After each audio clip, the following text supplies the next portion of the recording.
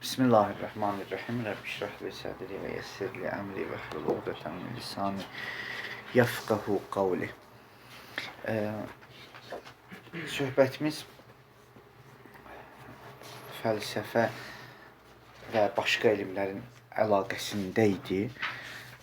Demək olar ki, bəhsi tamamladıq, söhbət yekunlandı və qeyd etdik ki, fəlsəfə başqa elmlərlə təbii rabitədədir, həm başqa elmlərə kömək edir və başqa elmlər də fəlsəfəyə öz köməklərini çatdırırlar. Amma digər bir bəhsimiz qalıb fəlsəfənin zəruriliyi, nə üçün fəlsəfə zəruridir, nəyə görə fəlsəfə mütləq gərəklidir. Təbii ki, bura qədər də söhbətlərimiz elə fəlsəfənin zərurətini anladıq öz yerində ya. Amma bir başqa bir sahədən də baxış keçirdik bu məsələyə. Çox maraqlı baxışdır yəni. Yəni bu fəlsəfə, bura qədər axı söhbətimiz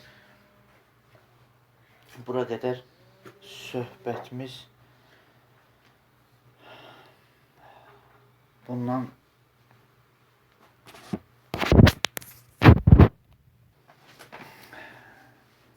bu fəlsəfənin zərurəti mövzusunu yəni açıqlayır burada.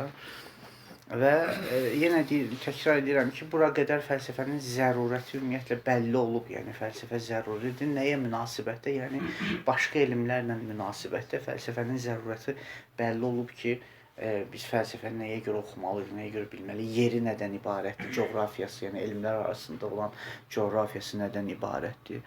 Bu söhbət olunub. Amma bu sonda əsas yəni o epistemologiyaya və fəlsəfə məsələlərinə daxil olmamışdan bir dənə də bəhs açır fəlsəfə zəruriliyi. Bu fəlsəfə zəruriliyi qabaqki məsələlərdən fərqi var. O fərqi bundan ibarətdir ki, buradakı fəlsəfə bu sonuncu, yəni fəlsəfə zəruriliyi bəhsini insan həyatında fəlsəfənin rolundan bəhs edir. Yəni bu qabaqkılar bura qədər olan bəhslər fəlsəfənin zərurətini anladır. Amma elmlər arasında, elm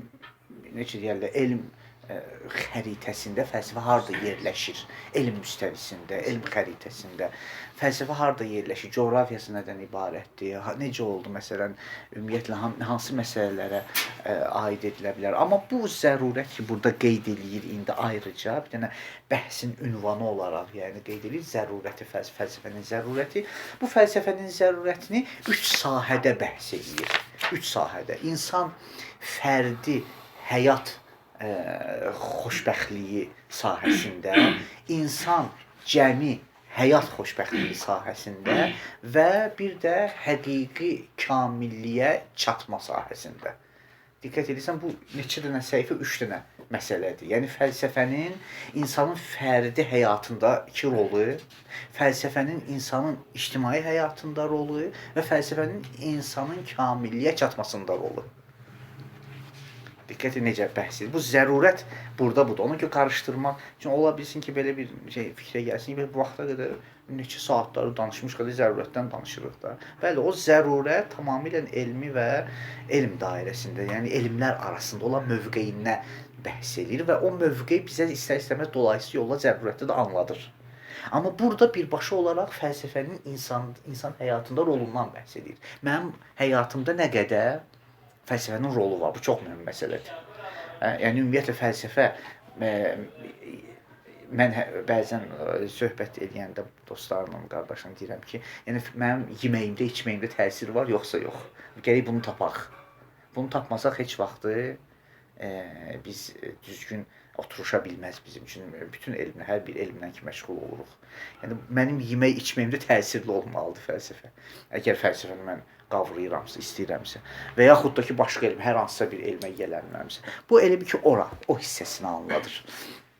Ona görə bir neçə dənə məsələni mən məcburam izah verim qıraqdan ki, kitabda da demək olar genişliyi ilə bəhs eləməyib, əlbəttə genişliyi ilə bəhs edib, amma bu bir neçə termin var, o termini biz bilməliyik. Bir çox yerdə də bizə lazımdır bu terminlər. Bu terminlər nədən ibarətdir? Bir dünya görüşü terminidir. Dünya görüşü, cihanbini, world view da ingiliscə world view deyirlər. World view, yəni cihanbini və biz tərcümə edəndə dünya görüşü. Bu dünya görüşü nə deməkdir? Bir dənə terminlərdən biri ki, çox əhəmiyyətlidir, əsaslı ideologiyadır. İdeologiya nə deməkdir? Çox işlənir. İdeologiya, din ideologiyası, kommunizm ideologiyası, nə bilim, təcrübi ideologiya, əqli ideologiya. Bunlar, ideologiya nə deməkdir? Bu ikinci məsələ.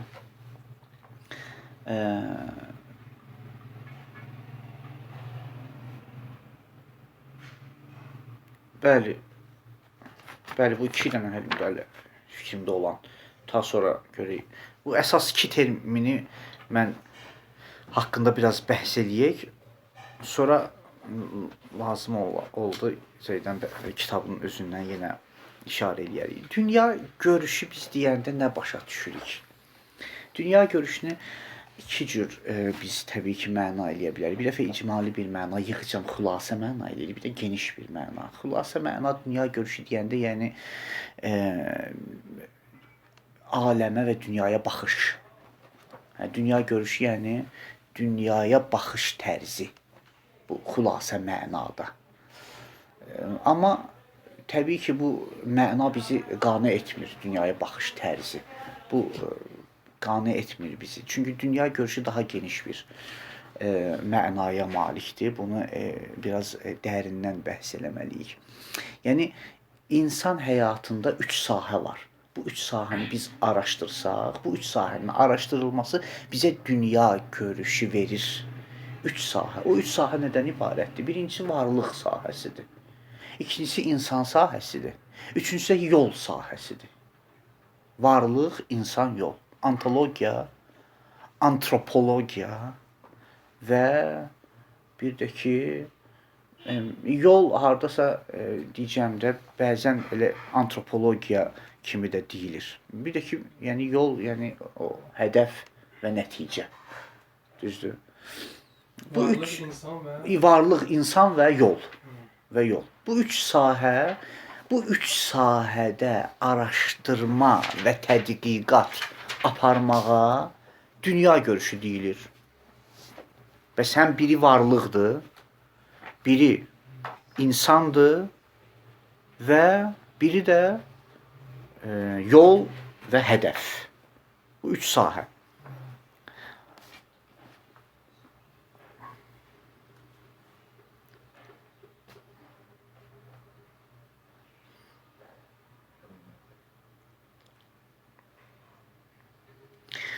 Bir dəfə bizim cürbəcür suallarla rastlaşırıq biz.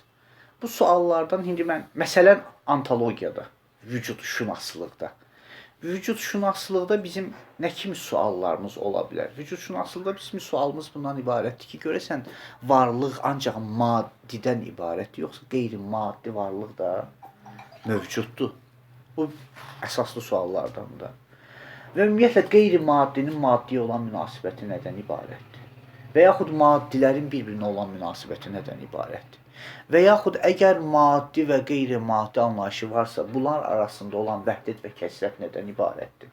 Amma bu ontologiyada, bu vücud sahəsində olan bizim demək olar ən əsas sual da bundan ibarətdir ya. Ki, varlıq ancaq maddədən ibarət, yoxsa qeyri-maddədən ibarətdir. Bu varlıq sahəsində bu növ suallara cavab verən əsas məsələ ontologiyadır, vücudşünaslıqdır və bu növ vücudşünaslıq özü bir növ nədir? Dünya görüşüdür. Yəni, dünya görüşünün bir dənə sahəsi bundan ibarətdir ki, mən varlıq aləmini araşdırıram, tədqiqat aparıram. Ki, varlıq aləmində mövcudlar, varlıqlar nədən ibarətdir? Hansı keyfiyyətdədir? Bu bir dənə məsələ. Ki, bu məsələni biz əgər cavablandıran bu sualları, varlıq aləmini cavablandıran əsas prinsip nədən ibarətdir? Dini sahədə tövhiddən ibarətdir də. Düzdür? Tövhid demək olar varlıq sahəsini cavablandıran əsas prinsipdir. Ki, tövhid bizə anladır ki, varlıqda maddədən başqa bir qeyri-maddi də var və bu qeyri-maddi sonda və nəhayətdə birliklə, vahid bir varlıqla sonluğa çatır. Düzdür? Yəni, bu nədir? Bu bir növ dünya görüşü bizdə yaradır. İkinci məsələ qeyd etdi ki, insan haqqındadır. Ümumiyyətlə biz insan haqqında söhbət eləyəndə biz dedik insan dünyaya gələndən sonra ancaq və ancaq bu maddi və maddi xassələri ilə yaşayır, yoxsa digər bir xassə var insanda ki, digər bir cəhət də var insanda ki, o cəhətdir insanda təsirli və həyatında böyük rola malik olan bir cəhət. İnsan özündən xaric. İnsan özü. Ya özündən xaric, ya özünün özündə. Ümumiyyətlə insan nədir də? Yəni bu sual, insan nədən ibarətdir? İnsan nədir? Bu insanşünaslıqda əsas suallardan biridir. İnsan nədir? Aya insan, xüsusilə indi bu günləri o yeni fəlsəfələr ki var, məsələn, philosophy of mind, məsələn, zehn fəlsəfəsi, ya philosophy of self, öz fəlsəfəsi, yəni mən, və yaxud philosophy of brain, yəni beyin fəlsəfəsi. Çox maraqlı bəhslər eləyirlər insanşünaslıqda. Yəni beyin nədən ibarətdir və zehn nədən ibarətdir? Ümumiyyətlə zehnlə beyin arasında əlaqə var, yoxsa yoxdur? Yəni burada müxtəlif çox əsaslı bəhslər var ki, bəziləri məsələn zehni beyindən ibarət hesab edirlər. Bəziləri beyni zehinlə ibarət hesab edirlər. Bəziləri ümumiyyətlə zehin beynin arasında ikilik yaradırlar. Bu dualizm, monizm nəzəriyyəsi var. Ümumiyyətlə görəsən zehin və beyində biz dualistik yoxsa monistik? Yəni ikiliyə inanırıq yoxsa birliyə inanırıq? Məsələn, Molla Sədat Əfəki, Molla Sədat tamamilə monistdir. Monistdir, yəni birliyə inanır. İbn Sina tamamilə əksinə dualist. Məsələn, ikiliyə. Ona görə Descartes-la tam üst-üstə düşür İbn Sina təfəkkürü. Üst-üstə düşür. Descartes İbn Sina'nın təfəkkürünün üstünə düşür. Yəni 700 il fərqi var Descartes. İbn Sina'dan 700 il sonra dünyaya gəlib. Amma elə bil ki, təkrar, addım-addım İbn Sina'nın ayağının üstünə, izinə ayaq qoyur. Descartes. Şiəsi var. Hə, çox həqiqətən şiəsi isə bu lüğəvi mənada. Hə, həqiqətən də Descartes çox İbn Sina'nı addımlayır. Yəni və qərb dünyasında o burasına indi gəlmişkən işarə edeyim. Qərb dünyasında nəfsin inkar olunmasının əsas səbəbi ruh. Nəfs deyəndə ruhda məqsədim. Nəfsin inkar olunmasının əsas səbəblərindən biri dualizm təfəkkürüdür. İkili təfəkkürdür. Yəni çünki qərb dünyası ikili təfəkkürü qəbul edə bilmədi, ağıl qəbul edə bilmədi və qərb dünyasında qəbul oluna bilmədi deyənə məcbur oldu ikisindən biri həsf olunsun, silinsin. Və bu silinən hansı olmalı idi? Təbii ki, o olmalıdır ki, gözlə görsənmir. O da nəfsdir və ruhdur. Və çox təəssüflər ki, Molla Sədat təfəkküründən tanış deyildi qərb. Əgər Molla Sədat təfəkküründən tanış olsa, monizm təfəkkürü bütün sualları cavablandırır və qərb inkarçıları heç vaxt monizm təfəkkürünü inkar edə bilmirlər. Çünki orada bir ikilik yoxdur ki, sən birini həsf eləyəsən. Orada bir dənə varlıq var. Çox qəribədir ya Molla Sədra. Heyf ki, qərb dünyasında Molla Sədra monizmi... Şərqdə niyə baş vermədi ki? Şərqdə ikilik var deyil. Yo, şərqdə buna görə baş vermədi. Şərq İslam müsəlmançılıq və dinçilik qələbə, dinçilik var idi, bəli, dinçilik var idi, heç vaxt nəfsin inkarına qalxa bilmirdilər. Çünki vəhiy var idi, çünki yazı var idi, çünki inan var idi. Qərb dünyasında da heç vaxt Renesansa qədər inkar eləmədilər ki. Ümumiyyətlə, Descartes da qoymurdu inkar olunsun. Descartes bütü elə bir güclü bütü idi ki, heç vaxt Descartes-dan keçə bilmirdilər. Aydındır. Qərb dünyasında dinə meyilsiz olandan sonra, dini ümumiyyətlə əhəmiyyətdən saldıqdan sonra inkar elədilər. Nəinki dini əhəmiyyətli bilib inkar elədilər. Dini əhəmiyyətdən salandan sonra inkar rahat oldu, yəni qərb dünyasında. Ona görə Descartes, nə qədər ki Descartes var idi, heç kim Descartes. Kartezyenlər, Descartesçılar hamısı nəfsi saxlayır, dualizmi saxlayır. 3 nəfərdir. Spinozadır, Malebranche'dir, Leibnizdir. Bu 3 nəfər üçü də dualizmi saxlayır müxtəlif formalarda. Çox da yüksək səviyyədə saxlayırlar ha. Və bunlardan sonra Yum gəldi, dəyişdirdi vəziyyəti, ab-havanı dəyişdirdi. Yum gəldi, ümumiyyətlə dedi ki, bizim bu ikidən ümumiyyətlə gözlə görsənməyən şeylər anlayışı mənasızdır, absurddur, abstraktdır yəni. Heç bir mənası yoxdur və əsasında da nəfs. Ona görə inkar eləyirik. Yəni, o Yumdan sonra, amma Yuma qədər böyük şey, Leibniz balaca adam deyildi. Yəni, Leibniz elə bir şəxsiyyətdir ki, yəni, böyük çəkiyə malikdir də. Həmçinin Malebranche, özü Malebranche balaca deyil. Spinoza ki, lap necə deyərlər, əsası. Qəlb dünyasında olan nümayəndələrdir bu. Demək olar ki, bəli, hə. Demək istəyirəm yəni ki, qəlb dünyasında da heç vaxt inkar eləmirdilər ki, qəlb dünyası mən bu özəl, bu əsaslı, kökünü mən sizə deyirəm, amma məsələnin kökünü deyirəm. Bu kök çox əsasdır. Bu kök bu əsas budur ki, qəlb dünyasında, ümumiyyətlə dünyada nəfsin və ruhun inkar edilməsinin əsas səbəblərindən biri dualizm təfəkkürü idi. Çünki bu dualizm təfəkkürü heç vaxt həll ola bilmədi. Nəyə görə həll ola bilmədi? Yəni mücərrədlə maddinin əlaqəsi heç vaxt bu öz həllini tapa bilmədi. Necə olur ki, mücərrəd qeyri-maddi maddi ilə ünsiyyətə girir? Descartes bir cür həll eləyir, İbn Sina başqa cür həll eləyir və Descartesçılar başqa cür həll eləyirlər və bunlar gələndən sonra sonrakılar gördülər ki, bu əlaqə düzəlmir, heç cür düzəlmir bu əlaqə. Nə yaxşı ki, birini silək. Və mənə elə gəlir ki, düz də nəticə idi ya. Qaydiyyətə silənmirlər ki. Hə, düz də, yox, hətta silməkdə demirəm, bu vəziyyət, mövqe elə bilirəm pis mövqe deyildi ki, ya gərək əlaqəni, bunlar hər halda tələbləri pis tələb deyildi ki, hə? Haram tələb deyildi ki. Halal tələb idi də, dedilər ki, bu əlaqəni ya bizə göstər, ya göstərmirsənsə, biri silinməlidir, yer yoxdur yəni birinə, aydındır. Və bu əlaqəni görmədikdə məcburdən nəfsi silsinlər. Amma yenə deyirəm, istəyirəm bu arasını deməklə nəyi anladıram? Bax, İslam fəlsəfəsinin qədrini bilmək lazımdır, xüsusilə sədra təfəkküründə, xüsusilə Molla Sədra bunu 500 il bundan qabaq bilmişdi. Yəni hətta Descartes'dan qabaq, Molla Sədra ümumiyyətlə əvvəldən ikiliyi silib. Monizm təfəkkürü, cismaniyyətül hudus, ruhaniyyətül bəqa, bu monizmdir.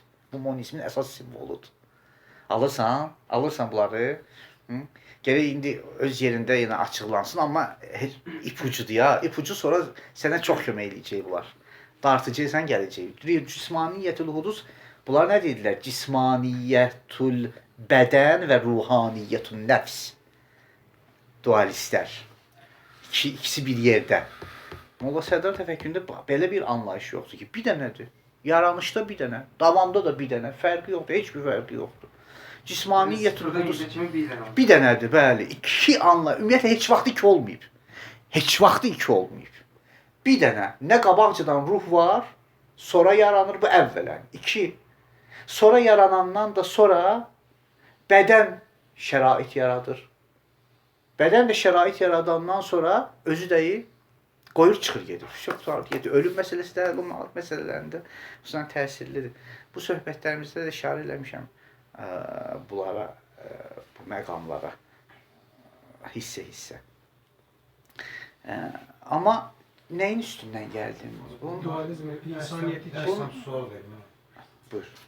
Bu cismaniyyətül hudus, ruhaniyyətül bəqa ki, var Molla Sədra fəlsəfəsində ümumiyyətlə bir şeydir. Nəfs ümumiyyətlə bədəndən bir şeydir. Bəli, bir şeydir. İndi bu o kəlamda ki deyirlər, məsələn, bədən yarananda, məsələn,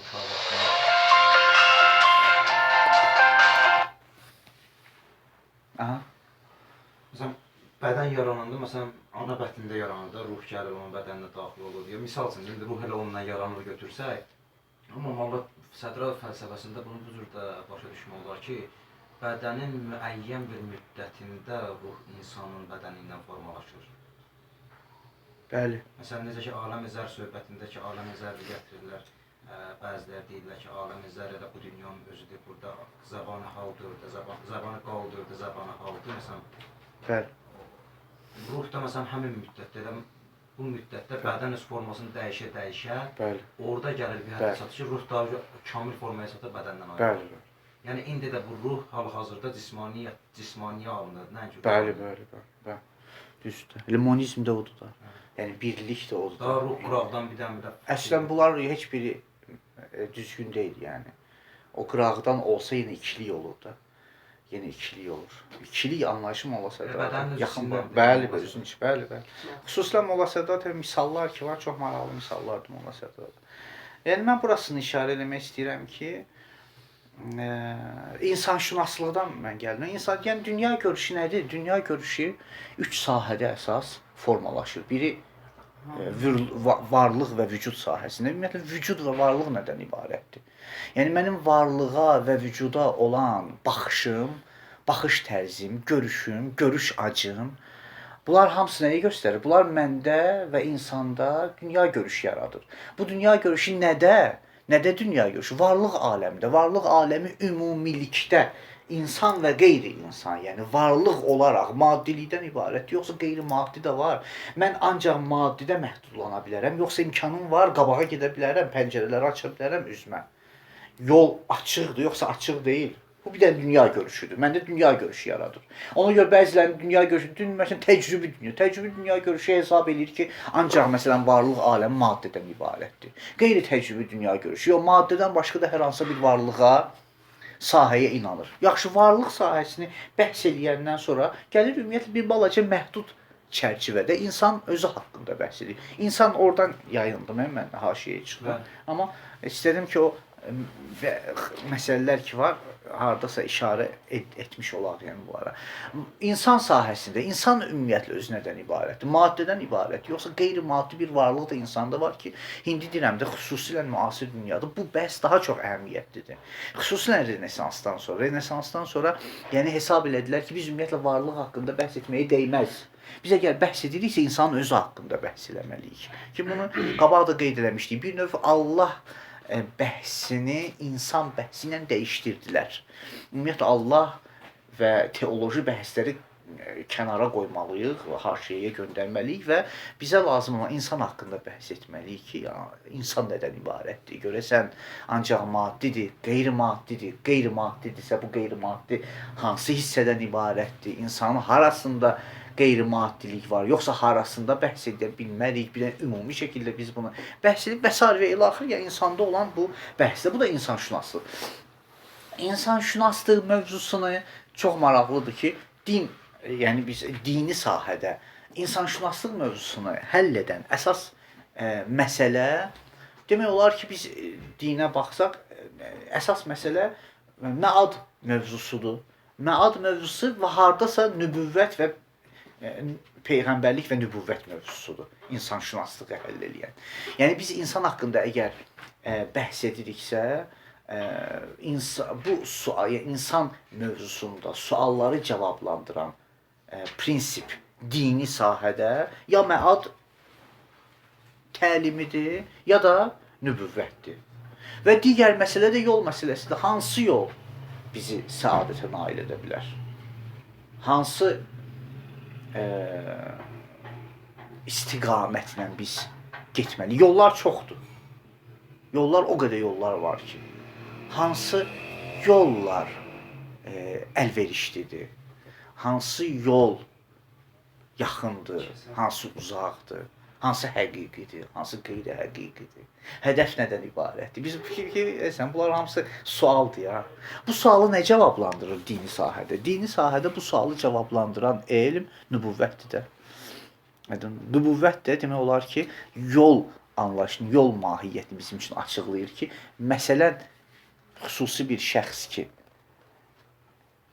vücud və insan arasında olan vasitəçiliyi yerinə yetirə bilsə, bu vasitəçilik səni düzgün yola istiqamətləndirə bilər. Bu da hardasa nübüvvət. Yəni bunların məcmusu nə düzəldir? Biz dində buna deyirik üsul-i dində, dinin əsasları. Nə nəticə alırıq? Dinin dünya görüşü nədən ibarətdir? Dinin dünya görüşü üsul-i dindən ibarətdir ki, tövhid, nübüvvət, məad. Tövhid, nübüvvət və məad. Bunlar dinin dünya görüşüdür. Və həmçinin insan da yəni ümumiyyətlə insanda da biz deyirik dünya görüşü. Bəs mən dünya görüşü anlayışını heç də dünyanı görmüş kimi anlamamalıyıq ha. Bizdə bəzən də filan kəs dünya görmüşdür. Dünya görüşlü deyil ha. Dünya görmüşdür. Bu fərq eləyir dünya görmüş, dünya görüşlü adamdan. Dünya görmüş budur ki, çox gezib, çox gəzən, çox bilər, çox bilir. Amma baxırsan heç bir dünya görüşü də yoxdur. Dünya görüşü budur. Dünya görüşü bir daha kısa. Dünya görüşü insan həyatında əsas prinsiplər əsasında yaranan analiz təhlillərdir. Dünya görüşü insan həyatında əsas prinsiplər, əsas kökü üzərində yaranan təhlillərdir. Buna dünya görüşü deyirlər. Nəinki dünya görmüş bu mənaya ki, mən filan yeri. Məsələn, Kant, Immanuel Kant yazırlar tarixində ki, öz yerindən, məkanından heç vaxtı bayra çıxmayıb. Heç vaxtı bayra çıxmayıb. Dostları deyirlər ki, biz gedib gezərdik, gəlib hələ ağzımızı açardıq hər hansısa bir yerdən danışmağa, o yerin bütün cüziyyatı ilə bizə tərif edirdi Kant. Yəni biz gedib görmüşük, görməyə bizim üçün danışırdı. Və bizim nizamimiz həmçinin Kanta oxşuyur da bu məsələdə də. Nizami də axı Gəncədən kənara çıxmayıb axı Gəncədən. Amma baxırsan ki, nə xariqələr yaradır. Baxın deyən dünya görmüş əlbəttə yaxşı şeydir ya. Dünya görmüş yaxşı şeydir, amma dünya görüşlü, dünya görüşlü daha əsasdır. Dünya görüşü anlayışında biz diqqətli olmalıyıq ki, indi bir çox hesab edir ki, mən deyirəm ki, sən mənə öyrətəcəksən, mən dünya görmüş adamam. Sən mənə dünya görmüş adam lap yaxşı, dünya görmüş adamam, dünya görüşün ki yoxdur. Dünya görmüş, dünya görüşündən fərqlidir. Dünya görüşü, yenə deyirəm, dünya görüşü belə deyil, müxtəlif ibarələr gəlir, yəni zəhmənə. Dünya görüşü, yəni baxış açısıdır. Ona görə usta şəyi mütəhərridir, o görmək orada hissi deyil ha. Ona görə dünya görmüşü qoyuram ha. Dünya görüşü, world view orada hissi görməkdən söhbət getmir. Əqli yanaşmadan söhbət gedir dünya görüşündə. Əqli yanaşmadan. Necə baxırsan? Hansı tərzdə məsələyə baxırsan? Necə hansı acıdan baxırsan məsələyə? Bu dünya görüşü yaradır. Ola bilsin çox yeri gəzməyəsən, amma elə baxırsan məsələlərə ki, çox gəzəndən daha dəqiq və zərif görürsən. Bəzən də olur ya, mən çox bəzən maraqlan gəzən adamlar, o dünyanı gəzən adamlara bax. Soruşursan məsəl üçün filan yerdə getdin ha, nə qədər cəmiyyəti var idi? Deyir, valla bilmirəm. Yaxşıdır. Deyirəm, bəs prezidenti, nə bilim, bu ümumiyyətlə. Deyir, onu da bilmirəm. Deyirəm, bəs sən getmə, axı bu ümumisidir də, bu da elə ümumisi budur ki, adam bilsin nə qədər cəmiyyəti var, nə qədər məsələ. Deyir, hə, yox, o yaxşı restoranı var idi. Yaxşı məsəl üçün əylənməyə yerləri var idi. Deyirəm, axı bu gəzmək budur bəyəm. Sən hə, deyirəm ki, mən dünya görmüşəm də, dünya görüş, səndə dünya görüş yaratmaz bunlar. Dünya görüşü yaratmaz. Amma dünya görmüşəm. Bu görmək heç bir dərdə deymir ki. Sadəcə fərdi, şəxsi olaraq keyf eləmirsən. Şəxsi fərdi olaraq keyf eləmirsən. Bu səndə, indi yox, mən məsəl üçün filan yeri gəzmişəm, filan yeri gəzməyin heç bir dərdə deymir. Öz fərdi həyatında hardasa dünya görüşdü, yox, keyf görmüş demək. Keyf görmüş məsələn. Yəni çox maraqlı, bunu nəzərə almaq lazımdır. Bəzən çox, hətta sən adam hər bir yerə gedən istər-istəməz də bu ümumi məsələsidir. Bir coğrafiyası ilə tanış olursan, bir adamları ilə tanış olursan, dünya görüşünün ən azı ya. Ən azı budur dünya görüşünün. Əlbəttə başqa şeylər var, yəni dünya psixologiyası var, sosiologiyası var, nə bilim və s. və ilaxır təfəkkür var. Aydındır. Bunlar hamısı öz yerində. Amma sadəsindən budur. Baxırsan ki, insanlar hətta bu sadəsini də bəzən çox hesab edirlər. Yəni tənbəllikdən irəli gəlir də. Neynirəm məsəl üçün? Yox, neynirəm təbii ki. Neymə lazım məsəl. Yəni işim yoxdur ya. İstəyirəm o dünya görüşünü necə? Bəs dünya görüşü hardasa məktəbin, biz bilən məktəb anlayışı var. Elə bunun da yeri gəlmişkən qeyd edim. Məktəb anlayışı nə deməkdir? Biz dedik filan, məsəl üçün İslam məktəbi. Nə bilim, hər hansısa bir fikir məktəbi. Məktəb nədir? Məktəbin iki dənə əsas ünsürü olmalıdır. Biri bu da əsasları olmalıdır. Bir də bu da hədəfi olmalıdır. Buna məktəb deyirlər. Əgər olmasa məktəb deməzlər ona. Ya nəzəriyyə deyə teoriyadır. Nəzəriyyə, yəni məktəbin içində yerləşən bir cüzi bir formadır. Amma məktəb yəni qlobal bir məsələdir. Məktəbin iki dənə əsas rüknü olmalıdır. Əsasları olmalıdır, bir də hədəfi olmalıdır. Hər hansısa bir şeyin əsası olsa, fikrin, təfəkkürün, əsasları olsa, üsul prinsipləri. Əsasları olsa və hədəfi olsa, ona deyərlər məktəb. Məsələn, din məktəbi. Hər nə, indi qəbul edən də, etməyən də bunu məktəb kimi bilir də. Nə üçün? Çünki əsasları var. Əsasları olandan sonra hər hansısa bir hədəfi var. Bu əsaslar, qayıdıram yenə, bu məktəbin sonra içində iki dənə, yəni hər hansısa bir əsaslı və hədəfli olan məcmuəyə ki, məktəb deyirik, iki addımlayan ayağı olmalıdır. İki addımlayan ayağı. Biri dünya görüşü, bir ideologiyadır. Biri dünya görüşüdür, bir də ideologiyadır.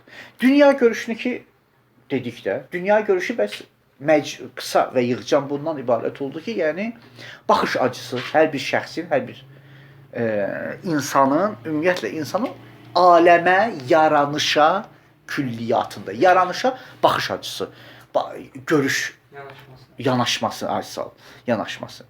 Amma ideologiya nədən ibarətdir? İdeologiyanın üç dənə mənası var. İdeologiyanın üç dənə mənası var. Əsasında iki dənə və nəhayətdə üç dənə. Bir mənfi, bir müsbət. İki dənə mənası var ideologiyanın. Mənfi mənası var. Bir dənə müsbət mənası var. Müsbət mənanın özü iki mənadan ibarətdir. Mənfi məna, siz hələ çox, bugünkü dünyada bu mənfi məna. Deyirlər, məsələn, bu ideoloji təfəkkürdür, bu ideologiyadır. Bu məsələn, bu ki deyirlər ideologiyadır ya, ümumiyyətlə, məsələn, təkfirçi ideologiyası. Məsələn, kommunizm ideologiyası. Mənfi yüklü. Bu xüsusilə kommunizm dağılandan sonra əsas ideologiya mənfi mənadadır. Əlbəttə bu ideologiya mənfi mənadadır kommunistlərdən gəlir. Kommunistlər Almaniyanın solçularından gəlir. Almaniyanın solçu filosofları ideologiyanı mənfi mənada dünyada tanıtdırdılar. Nə mənaya? Mənfi mənada nə deməkdir ideologiya? İdeologiya mənfi mənada budur. Nə isbatına, nə də inkarına dəlil olmayan iddialar. İsbatına və inkarına dəlil olmayan iddialar. Bir dənə iddiadır.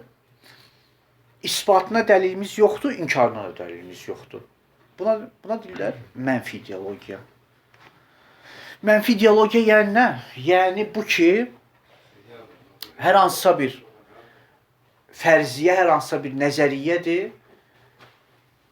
Məsələn, kommunistlərdə deyirlər, kommunizmin baş verməsi. Düzdür? Kommunizmin baş verməsi. Deyir, bu bir dənə ideoloji baxışdır. Bu ideoloji baxış nə isbatına dəlil var, nə də inkarına. Bunun haqqında biz deyir, söhbət edə bilmərik. Bunun haqqında bəhs edə bilmərik. Buna deyirlər ideologiya. Və həmçinin bu sıradan, bu qəbildən olan iddialar. Nə kimi ki iddia varsa, ona görə məsələn Popper Hegeli deyirəm, Marx'ı qınıyır ki, sənin nəzəriyyə ümumiyyətlə elmi nəzəriyyə deyil. Nəyə görə? Çünki elmdə heç vaxt gələcəkdən xəbər verməzlər. Sən gələcəkdən xəbər verirsən. Deyirsən ki, biz kommunizmə nail ol, Marx'a deyir də. Bizim son dayanacağımız kommunizmdir. Deyirsən, bunu hardan deyirsən? Elmi bəhslər əsasında deyirsən, yoxsa qeyri-elmi bəhslər əsasında deyirsən. Qeyri-elmi deyirsə ideolojidir. Sizin özünüzün iddianıza görə. Bu ideologiyadır. Amma əgər elmidirsə, elm heç vaxt gələcəkdən xəbər verə bilməz. Elm ən sonda nə edə bilər? İndiki zaman və ən son nəticəsi budur, şərti söhbət edə bilər. Əgər belə olarsa, belə olmalıdır. Amma belə olması zəruri deyil ki. Aydındır. Yəni Popper Marksı deyir. Hər halda bəs deməli bu mənfi ideologiyanı nəzərdə alaq ki, mənfi ideologiya bəzən işte hətta din haqqında bəzən işlədirlər. Bunu diqqətli olmalıyıq. Bunun isbatına ki dəlil olmaz. Din Bunun haqqında. inkarına ki dəlil lazım deyil ki. İsbatına dəlil olmasa özü inkar. Yo. Elə deyil. Elə deyil. İsbatına dəlilin olmamazlığı inkarına dəlil deyil ki. O deməkdir hər bir şey ki mənim isbatına dəlilim yoxdur deməli bu mən inkar etməliyəm Ola onu. bilər ki inkarına dəlilin buranca tapa bilmirəm. O başqa bəs deməli Yəni bu hesab. bəs deməli Bəlkə də inkarına dəlil var tamamlansın. bəs deməli biz inkarına dəlil saya bilmərik. Yəni isbata dəlilin olmamazlığı mənası o demək deyil ki, o yoxdur. Mənası o demək deyil ki, yoxdur. Mən ya dəlil tapmamışam, aydındır? Və yaxud da ki, bu isbatı çünki dəlilim yoxdur, dəlilin olmamazlığı onun mövcud olmamazlığına dəlalət deyil ki. Ola bilsin bir çox şeylərə mənim dəlilim olmasın. Amma mənim dəlilimin olmamazlığı dəlilin olmamazlığı deyil ki, ümumiyyətlə. Dəlilin Burada mənim olmamalığı dəlilim yox. inkar demək deyil. Mənim dəlilim yox. Ümumiyyətlə dəlilin olmamalığı Biz inkar demirik ki, demək deyil. dəlil ümumiyyətlə. Dəlilin olmamazlığı da inkar demək deyil. İnkar demək deyil. Yəni bir şeyə ki, mən ümumiyyətlə dəlil yoxdur, o demək deyil ki, o yoxdur. Burada Ola bilsin. məndən söhbət gedir, Yo, yoxsa məndən- Yox, fərqi yoxdur. Ümumiyyətlə. Fərqi Dəlil ümumiyyətlə. Ümumiyyətlə və xüsusilə dəlil deyəndə dəlildə istəsəmə şəxs məsələsi ortaya gəlir. Dəlil Dəlil düzdür, amma ümumi gedəcək. Yox, ümumi də əgər dəlil yoxdursa, dəlil o məna. Dəlillə illət fərq edir. Ha, dəlil yəni zehni bir necə deyirlər, səbəb. Zehni səbəb yoxdursa, mənası o deməkdir ki, ümumiyyətlə yoxdur. Yəni bunu səhv salmamalıyıq. Bəziləri hesab edirlər ki, dəlil yoxsa deməli səbəbi yoxdur, deməli yoxdur. Yox, dəlili yoxdur, amma səbəbi var. Dəlili ola bilsin olmasa, amma səbəbi var. Mən onu anlamıram, mən onu başa düşmürəm. Bəlkə onun səbəbi deyil o. Yox, başqa bir oyuna işimiz yoxdur, onun səbəbi deyil. Mən həmin sənədə dəlil deyirəm də. O başqa, onda sən dəlilin mənasını dəyişirsən də. Mən səbəbi dəlil. Bəli, o başqa. Sən dəlilin mənasını Ümumi götürürəm. Bəli, o başqa məsələ. Yəni sən demək dəlil yoxdur deməklə demək istəyirsən ki, səbəb yoxdur. O başqa məsələ. Amma İmində səbəb yox. amma- Yəni ümumi mənada. bəli, Səbəb də o var. başqa, onda mənanı dəyişirsən, gərək izah eləyəsən ki, mənim məqsədim budur. Amma ümumilikdə biz hər hansısa bir məsələ haqqında ki, danışanda ki, filan məsələnin dəlili yoxdur, bunun mənası deyil ki, səbəbi yoxdur. Dəlili yoxdur bu mənaya ki, mən hal-hazırda bu məsələ üçün tutarlı bir dəlil tapmamışam. İndi ki, dəlil tapmamışam, deməli bu yoxdur. Yox, ola bilsin ki, sonradan dəlili olsun. Bu bir. İki, heç dəlil ümumiyyətlə olmasın. Dəlildən yuxarıdır ümumiyyətlə. Dəlil çərçivəsindən, dəlil qaydalarından yüksəkdədir. Dəlil bunu anlaya bilmir. Ağıl bunu dərk edə bilmir. İki dənə məsələ var. İndi çox yayınmayaq, amma diqqət edək. Bir dəlil var, bir də məquliyyət var, əqlanilik. Ola bilsin bir şeyin dəlili olmasın, amma əqlani olsun. Hə, məsələn çox şey. Məsələn çox şey. Məsələn, hə? Məadda, qiyamətdə Sirat körpüsü. Dəlilin var. Dəlilim odur ki, məsələn, Əqlən yox. əqlən dəlilimiz olmasa, Amma qeyri-məquldur. Mümkündür. Deməli məquldur da. Mümkündür nə deməkdir? azı dəlilimiz O ki desən mümkündür ya, yəni məquldur da, yəni əqlanidir də. Amma dəlilin yoxdur Niyə Əlişah. dəlilimiz yoxdur ki, biz əvvəlcədən Allahın var olmasını sabit Onu qoy bir etmişik. qırağa. Onu Dəlil sən mən bu cür şeylə yaxın Dəlil buraxmıram. məqul bir şey də. Onu qoy bir qırağa. Mən əvvəldən 100 dənə vasitə ilə mən eyb yox. O cavabımızdır, sözüm yox. O onlara cavabımızdır ki, dillər məqul deyil. Bu Yox, mən deyirəm, həm onlara dəlil var, yox, həm dəlil deyil, dəlil yoxdur. Dəlil yoxumuzdur bizim. Əqli dəlil bizim Yox, mən sırat. ağlım sonra dərk eləmirsə başqa şeydir bu. burada. Əqli dəlil yoxdur da. Əqli dəlilimiz yoxdur da. Bəli, sən ki bu ki deyirsən mən ilk olaraq oyuna işim yoxdur deyir. Belə bizim cavabımız odur da. Ki çünki bunun əsası əqlanidir. Lazım deyil bunun özü Dəlil olsun. Əqlanı yox, dəlil olsun. Bizim Sırat körpüsü, Məadın mərhələləri, cəhənnəmin mərhələsi, cənnətin mərhələsi və s. və ilaxır. Bunlara bizim dəlilimiz, əqli dəlilimiz yoxdur ki, amma mənası budur ki, ya, əqlani deyil. Yox, əqlanidir də. Elə bu ki, adını deyirsən, mümkün, yəni əqlani. Əgər əqlani olmasa deyəcəydin nə? Mahal. Demirsən mahal, deyirsən mümkün. Deməli, əqlanidir. Amma dəlilimiz yoxdur. Dəlilimiz yox, təbii ki, dəlilimiz yoxdur da. Yox, ümumiyyətlə dəlilimiz yox, bilirsən necə? Dəlilimiz yoxdur həqiqətən. Dəlilimiz bu mənaya ki, biz nədən qəbul edirik? Rəvayət, hədis və vəhy ilə qəbul edirik də. Mən də onu deyirəm də, bizim dəlilimiz var olaraq. Qutardı getdi. Yəni bizim o qəbulumuz ancaq rəvayət və vəhy çərçivəsindədir. Aydındır? Bunların mənası demək deyil ha. İndi bəhs eləmirik. Yəni istəyirəm bunu elə bilirəm məlum məsələdir də. Yəni bunu sizin ki inkarınız və yaxud mövqe sərgiləmək istəmirsiniz ki. Bu mənaya ki məadın cüziyyatı əqli dəlillə həll olmur. Bu aydın məsələdir də. Bu ki aydın məsələdir. Külliyyatını biz əqli dəlillə həll edirik. Ay sağ olun. İstədim yəni o Cüzdə kulə tabidir abi. Yox, yəni başa düşürəm, sən cavab verirsən. Mən istəyirəm deyim ki, olsun, amma hər halda cüzi olaraq dəlil yoxdur. Cüzi olaraq dəlil yoxdur. Tamam, ay sağ ol. Varsa da biz bilmirik. Varsa da biz bilmirik. Olsun, varsa da biz bilmirik. Amma hər halda dediyimiz şey deyil də, yəni ki, o şeyin dəlilsiz deyil də, yəni öz yerində olsun, onun dəlili olsun. Bəli, yəni Bizə məlum deyil. Təbii ki, yəni bir növ yenə də bizim o söhbətimizə köməkçidir ki, bəs deməli dəlilin tapılmamağı o şeyin inkarına dəlalət edə bilməz. Axırı elə bura çatırıq da. Düzdür? Bu ki mən dəlil tapmamışam, mənası demək deyil ki, bu inkar etməliyəm bunu. Onda heç vaxt biz deyənməyək də ümumi şəkildə bu şeyin yəni bir dənə şeyə dəlil yoxdur. Aydın məsələdir. Aydın məsələdir, bəli. Ola bilər Deyə bilməz. Bəli.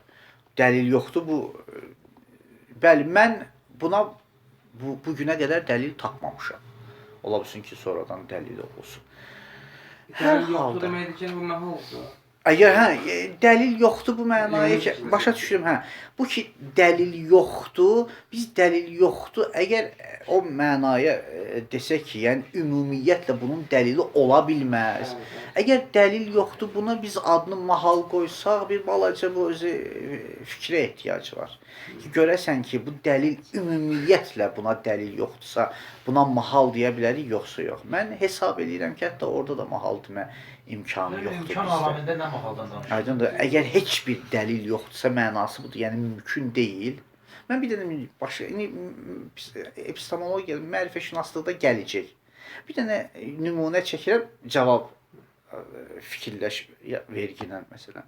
O da bundan ibarətdir. Biz hüzuri elmlə bədihinin fərqini nə deyirik? Bədihidə deyirik ki, dəlil lazım deyil. Hüzuridə nə deyirik? Dəlil ümumiyyətlə yoxdur. Ay sağ ol. Bəs deməli, yəni mənim sözümə təsdiqdə bu mənaya ki, ola bilsin bir şeyin dəlili, yəni mahaldır dəlili olsun. Amma özü var. O şey bəhsi gələcək. Bu bir dənə əsaslı məsələlərdən biridir. Ki biz mərifətşünaslıqda bəhs edəcəyik. Aydındır? Amma qəşəng bir şeydir də. Hə? Yəni dəlil, mən hər hansısa bir şeyə dəlil ehtiyac yoxdur, yoxsa dəlil ola bilməz. İki dənə məsələdir axı. Bir dəfə deyirəm, dəlilə ehtiyac yoxdur, ola bilər ha. Amma deyirəm, nə vaxtı itirmə də. Buna dəlilə ehtiyac yoxdur ki, bu stakandır süfrənin üstündə. Nə dəlil gətirə bilərəm ha sənə. İbn Sina deyir ki, götür stakanı vur təpəsinə məsələn. Məsələsində İbn o taxıl şeydir, ağacıdır. Bir deyir məsələn yoxdur, deyir məsələ üçün başa dökkün onu biləcək ki var. Amma deyir dəlilə ehtiyac yoxdur ki, hə? Amma dəlil gətirə bilərəm. Amma dəlil ehtiyac yoxdur. Amma bəzi məsələlər var ki, nəinki dəlil götürə bilərəm, heç dəlil götürə bilmərəm buna. Amma indi sual bu, dəlil gətirə bilmərəm bu ki, yəni bu yoxdur. Yo, əksinə o qədər var ki, dəlil gətirə bilmirəm. O qədər aşkardır ki. Hə? Ya mən ixtəfa li fərtin nurihi. Ey o kəs ki, işığının gücündən gizlidir. İşığının gücündən gizlidir. Ha, Mövlana deyir, aftab Ahməd dəlillə aftab, gəl dəlillə xahi əzveyru mətab. Günəş özünə dəlildir. İstəyirsənsə özünə bax da. Nə dəlil dallayıcan gezirsən? Özünə bax ki. Baxa bilmirəm. Deyir, onda sənin problemin öz gözlərindədir də, o günəşdə problem saçır da. Saçır, sənin problemin gözündədir. Ged ya xüsusi bir açıqlar var da, salgıdan bax, hərdən alırlar, rəng-bərəng ki, məsələn, baxa bilsinlər. Aydındır. Yəni, istəyirəm deyim ki, bəzi şeylər, elə hesab edirəm ki, yox, belə nəzərə gəlir ki, ola bilsin ki, bəzi şeylərdə dəlil ümumiyyətlə imkanı olmasın. Amma vücud zəruridir. Amma varlığı zəruridir. Aydındır. Hər halda, bu buradan yayındıq ki... Mənfidən yayındıq ki... Hə? İdeologiya, ay sağ ol, hə.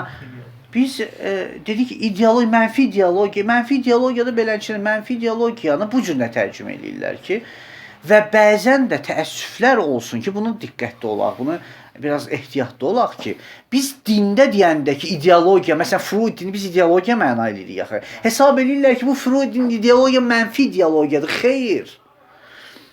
Freudin mənfi ideologiya deyil ki. Bu mənfi ideologiya yenədir. Mənfi ideologiyanın xüsusi bir şərtləri var. Təəssüblü. O əsas mənasını dedim də, mənfi ideologiyada məna bundan ibarətdir ki, hər hansısa bir iddia ki, isbatına və inkarına dəlilimiz yoxdur. Bunun arxasına nə gizlən? Təəssüblük mənfi ideologiyanın ən əsas xassəsidir. Təəssüblük. Yəni mənfi ideologiyada fəqət qarşı tərəf o fikri sənə məcburən qəbullandırmaq istəyir. Bu mənfi ideologiya. Mənfi ideologiyada qarşı tərəfin tənqidinə yer yoxdur. Tənqidə ümumiyyətlə yer yoxdur. Bu digər bir xassəsi. Və çoxlu xassələri var. İndi yadıma gələni bunlardır. Yəni bu əsaslarıdır da, yəni. Məsələn biz sələfi ideologiyasına, sələfi ideologiyası mənfi ideologiyadır. Ne üçün? Yəni hər hansısa bir şeyi deyir. Dəlil və sübut da qeyd etmir ki, heç dəlil sübutun olmağını da qəbul etmir. Olunan tənqidləri qəbul eləmir. O dalıcan nəticəsi. Təəssüblüdür. Tənqidlər qəbul olunmur. Qarşı tərəfə ixtiyar yeri vermir. Bunlar hamısı məsələdir ya. Bunlar ideolog. İstəyirəm ki, diqqətli olaq ki, bəzən deyirlər, hə bu din ideologiyasıdır. Yo, din ideologiyası heç də bu mənaya deyil. Bir, din ideologiyasının əsasında dünya görüşü dayanır. Bu dəlil, sübut, ağıldır. Hansı din ideologiyasında biz deyirik ki, dəlil, nə isbatına dəlilimiz var, nə inkarına. Biz belə bir şeylə çıxış etmirik ki. Biz deyirik, din ideologiyasının əsası dünya görüşüdür. Dünya görüşü nədir? Dünya görüşü, yəni ağılla isbatlanan prinsiplər. Düzdür? Üsul-i-dində ağılla isbatlanan. Yəni deməli bizim dəlilimiz var. Ona deməkdir yəni ki, bu müsbət. Bəli, bu bir, iki, heç də təəssüblü yanaşmırıq məsələyə. Dini məsələdə. Üç, qarşı tərəfə tənqid yeri qoyuruq. 4. Heç də tərəfi öz ixtiyarından səlb, ixtiyarı tərəfdən səlb etmirik. Lakum dinukum veliyə. Din, la ikrahə, fiddin və s. və il axırda kim deyir ki, mütləq və mütləq burada. Bunlar hamısı şeydir ya. Bəs deməli, qısa və konkret ideologiya iki cür. Mənfi ideologiya, müsbət. Mənfi ideologiya yəni ümumiyyətlə demək olar ki, qara güruhçuluqdan gələn, belə də qara güruhçuluqdan gələn iddialar. Bu mənfi ideologiya, yenə deyirəm, bu xüsusi bir mənada Alman solçuları tərəfindən dünyaya təqdim olundu. Sonradan da yersiz olaraq hər yerə sirayət etdilər. Bu heç yox idi bu termini. Bu termin yox idi. Çıxdı və iş onda da sonraki ideologiyalar da üstələdi. Yəni müsbət idi. Amma müsbət ideologiya iki mənaya işləmir. Bir mənası məktəb mənasındadır. Yəni hər bir şey ki məktəb deyilir, ona ideologiya deyirlər də, din ideologiyası. Yəni din məktəbi də bu müsbət mənada. Yəni bunun əsasları var, qanunları var, əməl prinsipləri var, fikir prinsipləri var, ideologiyadır. O mənfi məna, hədəfləri var. Bu məktəb mənasında. Aha, amma bir dəfə də ideologiya xüsusi mənadadır. Məktəb mənasında deyil. Məktəbin əməl prinsiplərinə ideologiya deyirlər. Ki biz ona deyirik furu-i-din. Məktəbin, hər hansısa bir məktəbin əməl prinsipləri. Yəni biliklərdən nəticələnən gərəklər. Farsca nə deyirlər? Bayət-ha, nəbayət-ha da onu mən bu formada deyirəm. Biliklərdən nəticələnən gərəklər. Bu xüsusi mənadadır ya. Yəni, ala bildim o xüsusiliyi ala bildim. Bir dəfə ideologiya, müsbət ideologiya iki mənayadır. Bir dəfə ümumi məktəb mənası, məktəbə deyirlər ideologiya. Bu məktəbin içində həm fikir var, həm əməl var. Amma bir dəfə də ideologiya deyirlər məktəbin bir hissəsinə. Hansı hissəsinə? Əməl sahəsinə. Fikir sahəsi dünya görüşüdür. Əməl sahəsi ideologiyadır. Əməl sahəsi ideologiyadır. Yəni əməlləri tənzimləyən sistemlər. Əməli tənzimləyən sistemlər.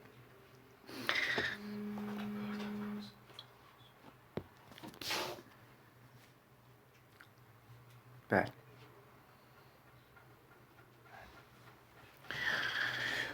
Bu məsələni işarə edeyim. Tamamlayaq sonra. Deməli, terminlərə diqqət elədiniz. Bugün olan terminlər, bu çox əsaslı məsələlərdir ona görə. Bəs biz 3 dənə hardasa termindən bəhs elədik. Bir məktəb termini,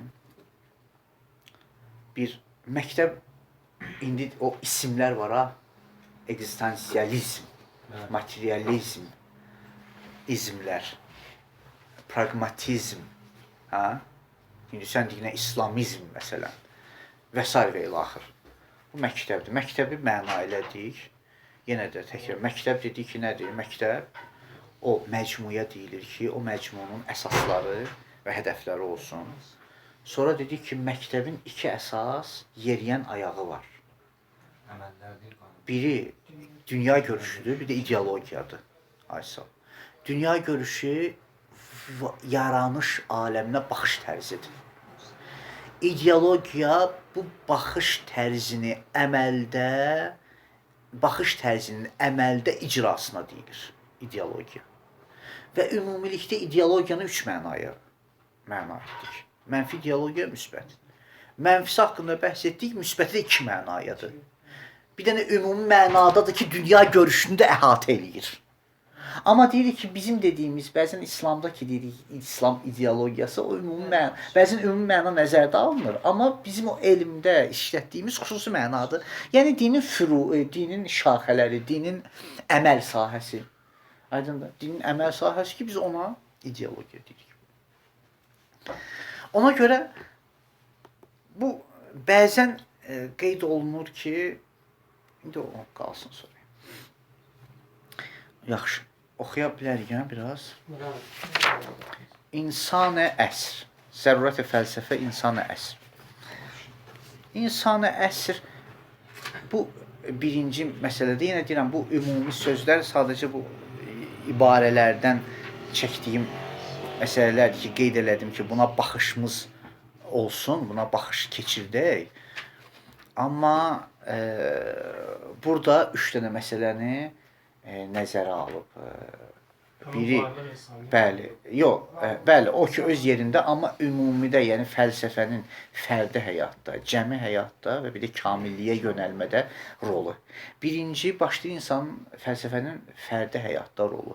Fərdi həyatda çox maraqlı bir romantika ilə də yazıya giriş edir Ayətullah Misbah ki, deyir, biz insanlar deyir, gəmidə oturmuş şəxslərə bənzəyirik ki, sonsuz bir dənizdə yola çıxıb bu gəmi, sonsuz bir okeanda yola çıxıb və bu gəminin şəxsləri gəmidə yeyirlər, içirlər, yatırlar, dururlar. Bir nəfər birdən ayılır ki, ay cəmaət, bu gəmi hara gedir? Hə? Bu soruşun, görün ki, biz burada nə edirik? Bunun nə sahili var, nə görünən yeri var. Hər yer sudur. Biz də bu gəmidə yeyirik, bir soruşan yoxdur, nə üçün yeyirik, nə üçün içirik, nə üçün dururuq, nə üçün yatırıq.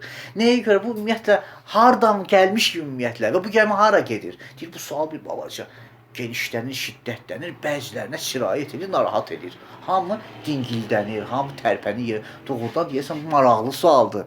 Gedirlər gəmiçinin yanına, gəmiçi edirlər ki, ay, hara gedirik, necə gedirik, kim ilə gedirik? Deyir, bizim, mətin deyir ha, mətində çox maraqlıyım. Deyir, biz insanlar bu gəmidə olan insanlara bənzəyirik ki, gəmi, yer, bizim yaşadığımız yer gəmiyə bənzəyir. Ki, bəli, biz bu yer gəmisinin sakinləri yaranış okeanında səfərə çıxmışıq, amma elə yeyib içməklə məşğuluq. Bir nəfər demir ki, bu gəmidə biz hara gedirik? Gəmidə deyən var, deyən də yox. Hə, bir nəfər deyən yoxdur, gəmidə hara gedirik və deyən də olsa, təbii ki, onunla maraqlanırlar, ciddiyə alırlar ki, doğrudan da görəsən ki, bu hara gedir. Sonra başlayır, deyir ki, bax, o sual verən var ha, sual verən çoxdur dərrakəli adam. Nəyə görə? 3 dənə əsas sual soruşur. Biri budur ki, hardan gəlmişik, hardayıq və hara gedirik? 3 dənə. Antologiya, antropologiya, bir də yol anlayışı, kamil hədəf anlayışı. Deyir, 3 dənə sual soruşur. Bu deyir, bizim fərdi həyatımızın, bu suallar fərdi həyatımızın simvollarıdır, əsaslarıdır. Və buna cavab verən yoxdur məgər fəlsəfə, fərdi həyatdır. Buna cavab verən yoxdur məgər fəlsəfə bunu cavablandırır da. Fəlsəfədən məqsəd nəinki hər hansısa bir fəlsəfi sistem, yəni ağıl, dərk, şuur. Aydındır? Bu birinci sahədə onu qeyd edir. İnsan əsr. Xurşid tazə sərəzbəstər abhay səbz dərya bərdاشته və əşe'e zərfam خود را بر چهره‌های خواب آلوده سرنشینان کشتی تابانده است. Yazısı olmuyor ya. Yazısı olmuyor değil mi? تابانده است. سرنشینانی که به تازگی از خواب دوشین بیدار شده اند و با خیال راحت و بیخبر از همه جا به خوردن و آشامیدن و انواع سرگرمی ها پرداختند و کشتی همچنان در اقیانوس کران ناپیدا پیش می رود. در این میان یک نفر که هوشیارتر به نظر می رسد اندکی به فکر فرو می رود و آنگاه رو به همنشینان کرده می پرسد ما کجا می رویم؟ دیگری که گویی از خواب پریده است. من de onu elə oxuyuram ki biraz canlı olsun da. دیگری که گویی از خواب پریده است حیرتزده همین سوال را از دیگران می کند.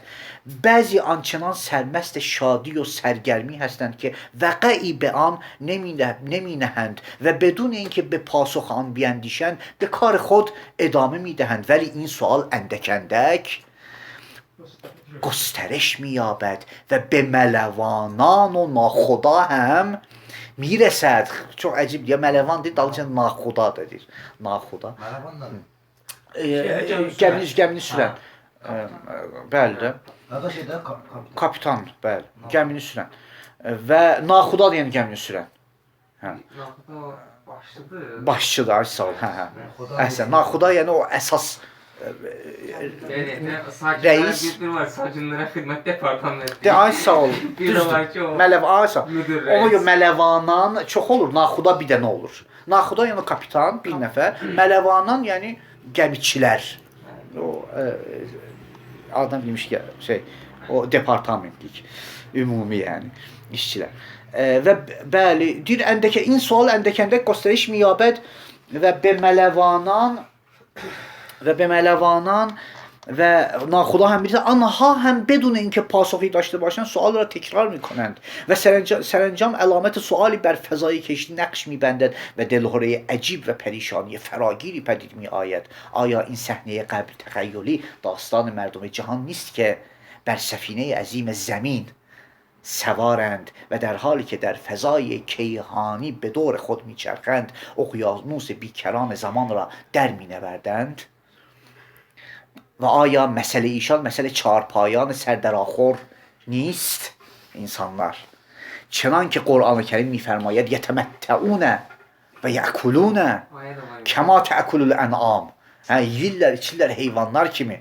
Bəsa çarpayان بهره میگیرند و میخونند و نیز میفرماید لهم قلوب لا یفقهون بها و لهم اعین لا یبصرون بها و لهم آذان لا یسمعون بها اولئک کالانعام بل هم اضل اولئک هم الغافلون. دلهایی دارند که با آنها حقایق را نمییابند و چشمهایی دارند که با آنها نمیبینند و گوشهایی دارند که با آنها نمیشنوند. ایشان مانند چارپایان بلکه گمراهتر از آنانند، ایشان همان غافلانند. آره این داستان انسان عصر ما است که همراه با پیشرفت شگرف تکنولوژی دچار حیرت و سردرگمی شده و نمیداند از کجا آمده و به کجا میرود و به کدام سوی باید رو کند و از کدام راه باید برود. و این چنین است که در عصر فضا مکاتب پوچگرایی و نهیلیسم و هیپیسم ظهور میکند و چونان سرطان به جان فکر و روح انسان متمدن می افتد و به مانند موریانه پایه های کاخ انسانیت را می خورد و سست می کند. من در çok